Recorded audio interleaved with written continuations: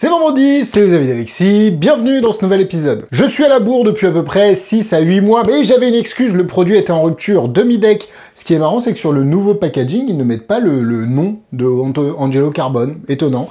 Bref, demi-deck d'Angelo Carbone, c'est pour moi le tour de l'année, voilà, 4 cœurs, 2 étoiles, achetez-le, marchand de trucs, vidéo en français, tout est dans la description. Bisous bisous. Évidemment que non, je vais pas faire durer la vie 1 minute, alors je vais essayer de pas le faire durer 40 non plus, mais bon, c'est un tour incroyable qui reproduit une grande illusion à l'échelle du close-up.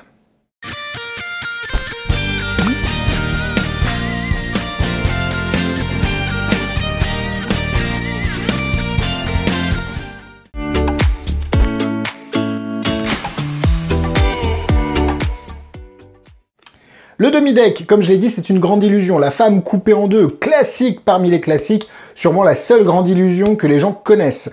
Eh bien, Angelo Carbone a pris ce concept et l'a rajouté au close-up en mettant un jeu de cartes à l'intérieur d'une boîte et en le coupant en deux tout simplement. Incroyable et super bluffant.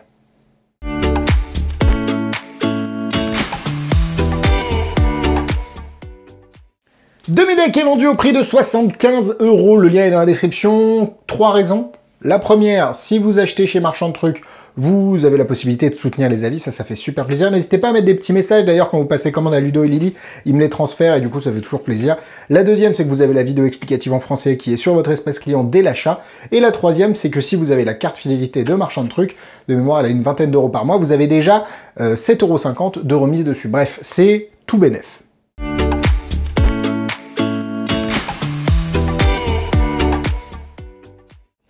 Avant d'ouvrir ce qu'il y a dans la boîte, là j'ai juste le couvercle. D'ailleurs, dans le couvercle, vous avez la vidéo explicative. N'hésitez pas à aller voir le Patreon, je publie une vidéo par semaine. Là, on est sur la période un peu conseil de Presta. Il y a beaucoup de gens qui m'ont demandé des conseils, des astuces, un peu le retour d'expérience que j'ai après 10 ans de Presta. Et bah, vous avez tout ça sur le Patreon, des conseils pour se présenter, des conseils sur les meilleurs tours, mes setups, comment répondre aux questions que les gens posent le plus souvent. Il y a plein de choses là-dedans, je suis très content de cette série. À l'intérieur, donc vous avez d'abord le truc qui n'a rien à voir. Des cartes Miss Made, donc imprimées des deux côtés, un petit peu comme ça. Hein. Vous en avez deux, elles sont là pour faire un effet supplémentaire que je trouve pas forcément fou.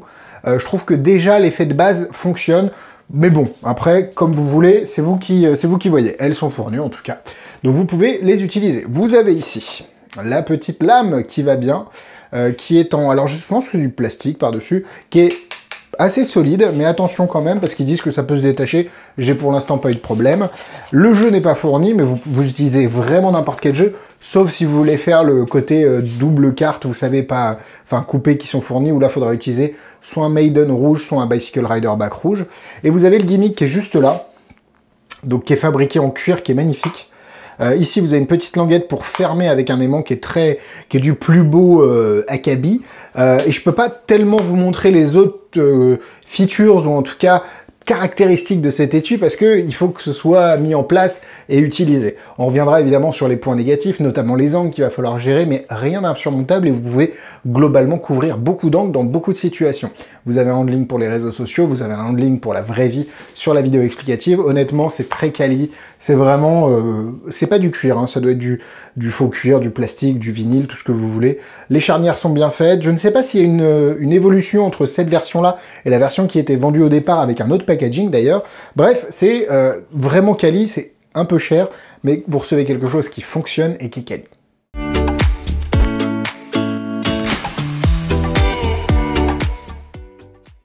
Allez, une petite démonstration, c'est parti. Vous avez ici donc, je l'avais déjà mis, un jeu de cartes qui peut être complètement normal, l'étui. Vous mettez, hop, le jeu de cartes à l'intérieur. J'utilise les DMC vertes parce que, comme vous le savez, j'adore ces cartes-là. On vient fermer, et on a évidemment la petite lame qui vient se mettre dans l'emplacement ici, et on est d'accord que la lame ne peut pas passer au travers. D'ailleurs, la lame fait un peu la hauteur du jeu. Donc ce n'est pas possible. Ce n'est pas possible, sauf si vous faites un petit peu de magie, les amis. Si vous faites un petit peu de magie, et que vous passez la lame comme ça, et que vous la mettez juste ici, que vous claquez les doigts d'un seul coup, normalement, il se passe un truc de ouf, c'est que la lame passe vraiment au travers. Tac. De l'étui. Alors en plus, on peut carrément ouvrir et montrer que vraiment, il n'y a rien au milieu. Et on peut carrément ouvrir en plus, sans problème, hein, et ouvrir à ce niveau-là pour montrer l'autre côté du jeu. Vous voyez le dos et la face des cartes, des deux petits côtés. Il suffit de fermer ça ici, de venir récupérer la lame ici et de taper pour montrer que c'est bien solide. Vous n'avez plus qu'à ouvrir le jeu, enfin l'étui, et montrer que le jeu est complètement entier. Voilà pour la petite démonstration du demi-deck. Alors évidemment, là on est en condition studio, donc je peux contrôler un petit peu les angles, mais globalement vous allez voir que dans la vraie vie, ça se gère à peu près pareil.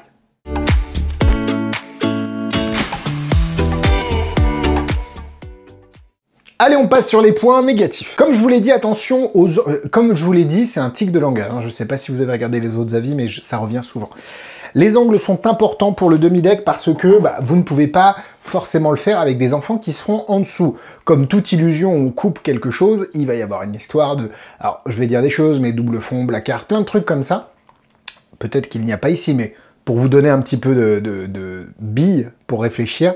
Et du coup, quand vous êtes sur scène, vous avez un contrôle plus global de votre environnement parce que les gens sont assis, ne vont pas bouger, et une certaine perspective. Ici, en close-up, il faudra attention à ce que les gens soient à peu près à 100 degrés devant vous, plutôt vers la gauche, j'ai tendance à dire. Après, si vous êtes gaucher, ça va être l'inverse parce que c'est la main droite qui va venir cacher, qui va venir bloquer les angles ici. Donc les gens pourront être de son côté-là. Mais donc faites attention quand même aux angles, sinon... pas grand chose d'autre à dire. Ah, si je voulais être un petit peu embêtant, je dirais que Angelo Carbone ayant déjà travaillé sur des Tenyo, il aurait pu faire un mécanisme verrouillable qui se donne à l'examen. J'imagine qu'il y a pensé, mais que je pense la solution technique était trop contraignante, oui, en termes de réalisation pour la fabrication en série. Donc, petite déception de mon petit cœur d'amoureux de Tenyo, mais voilà, ce n'est pas verrouillable, donc vous ne pouvez pas donner cet étui à l'examen. Et nous, on passe sur les points positifs. Angelo Carbone est un génie, ai-je besoin de le répéter? C'est vraiment une réalisation incroyable, très facile à utiliser, très déceptif, très bluffant quand on se le fait. On se dit mais c'est pas possible, mais là je vois pas. Et en fait, là je suis habillé un peu en bleu foncé, c'est pas forcément nécessaire hein, pour la réalisation de l'effet, ça aide à camoufler, au cas où vous flashez un tout petit peu, le spectateur verra pas du noir sur du blanc par exemple. Là, ça permet d'un peu mieux camoufler, mais vous avez vraiment pas besoin de vous habiller en conséquence pour réaliser cet effet. C'est vraiment... hyper astucieux, tout a été pensé, que ce soit le fait de pouvoir montrer le dos de l'étui, très malin, le fait de pouvoir être hyper clean sur la présentation, il vous donne d'ailleurs dans la vidéo explicative d'autres handlings qui sont encore plus faisable parce que vous cachez encore plus de choses et pourtant c'est toujours très honnête. Et vous avez évidemment, comme je l'ai dit, la possibilité de le faire sur les réseaux sociaux. Et sur les réseaux sociaux, vous contrôlez l'angle de la caméra, vous contrôlez tout. Et du coup, vous pouvez vraiment vous amuser et on a l'impression que le jeu est vraiment coupé en deux. C'est une vraie illusion à se faire à soi-même quand on le reçoit. Et du coup, le plus dur va être de le présenter au spectateur. Parce que si vous le présentez au spectateur en disant le jeu coupé raccommodé, la boîte on l'arrange, je sais pas si ça va faire sens et ça va résonner en temps dans l'esprit du spectateur. Par contre, si vous le présentez dans le cadre d'une routine peut-être un peu plus globale, avec, je sais pas, une disparition comme peut se faire sur scène, une Malle des Indes avec des cartes et un étui de cartes, et en fait vous refaites un mini spectacle d'illusions, de grandes illusions, mais en close-up, et ça peut faire partie de votre truc. En effet, en tant que tel, je suis pas sûr que ce soit un effet, mais plutôt un effet entre deux effets. Notamment parce que ça, c'est pas examinable, et en fait, si vous le faites trop en mode effet, bah, le spectateur va peut-être vouloir se concentrer sur l'étui. Après, comme je l'ai dit, vous avez aussi les cartes qui sont truquées, qui vous sont fournies, de manière à pouvoir présenter une dame coupée en deux. Vous avez aussi une routine de David Régal dans les explications, qui est pas mal du tout, où la carte choisie vient se couper en deux en même temps que vous coupez le jeu. Je trouve que, dans ce type de choses-là, ça fait trop d'effets magiques. En fait, c'est tellement fort de couper un jeu en deux, et c'est tellement la promesse de base de la dame, la femme coupée en deux, que on veut rajouter des trucs, tu sais, on dit « Ah ouais, mais attends, mais là, on va faire une carte en deux et tout ». En fait, la beauté de l'effet, elle réside dans sa simplicité, dans le fait que vous promettez quelque chose, une dame coupée en deux, mais avec un jeu de cartes, et que vous le faites. Après, je trouve que ça fait très magicien. « Ah, mais regarde, en fait, si j'enlève un bout de carte, je la remets, elle est retournée. » Après, vous pouvez le faire, mais c'est que mon avis, et c'est pour ça que vous regardez ces vidéos. Bref, c'est mortel. Donc c'est évidemment 4 cœurs tout de suite, direct, maintenant, il n'y a aucune excuse, ça peut être fait dans beaucoup de situations. Attention quand même en close-up au niveau des angles, mais si les gens sont à table, il n'y a aucun problème. Si les gens sont debout, il n'y a aucun problème. C'est juste s'ils viennent à se déplacer dans l'espace et à vous embêter à des positions où ils n'étaient pas avant. Et du coup, ça peut être un petit peu problématique. Genre, ils se penchent un petit peu, tu vois. Mais je pense qu'avec une bonne gestion du public, il n'y a pas de problème à avoir. Ces 4 cœurs directs, ça vient sur l'étagère. Pour moi, c'est à la hauteur de la création de la Prison Box d'Angelo Carbone. C'est une tuerie absolue. Et c'est pas excessivement cher par rapport à la qualité du travail qui est fourni dessus, impossible de le refaire chez soi, ou alors vous allez vraiment vous faire chier. Et niveau difficulté, il faut s'entraîner. S'entraîner dans le miroir, comprendre les angles, comprendre là où ça flash, pourquoi ça flash, dans quelle position ça flash, et derrière, facilement pouvoir le faire en public. C'est pas compliqué, hein. Par rapport à On Edge, on est loin de On Edge, je vais lui mettre 2 étoiles.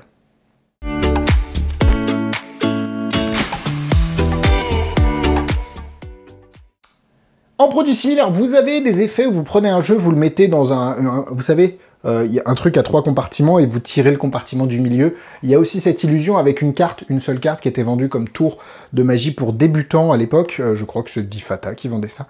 Très sympa aussi, mais vraiment là on est sur un autre niveau. C'est vraiment un gimmick de fou. Un gimmick de fou, il n'y a pas... J'ai rien... C'est incroyable. Voilà, la vidéo est terminée. Demi-deck, demi-deck. Demi-mot, il n'y a pas une actrice, non, une actrice, demi-deck, demi-décor? Non, c'est nul. Oh là là, l'inspiration est faible en ce moment, désolé pour ça, j'espère que vous trouvez un meilleur jeu de mots que moi. En tout cas, Angelo Carbone, je le répète, est un génie et vous ne serez pas déçus par cette création. Merci à vous d'avoir regardé cette vidéo, Instagram, YouTube, Facebook. Le lien pour voir tous les tours d'occasion mais état neuf que j'ai à vendre dans la description, c'est un Google Sheet où vous avez tous les tours. Vous m'envoyez un message, il y a le Patreon, ceux qui ont le Patreon, ils ont 10% sur les tours d'occasion à vendre, bref.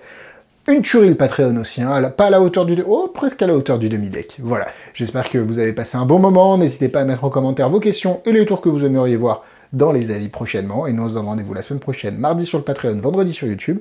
Bisous, bisous!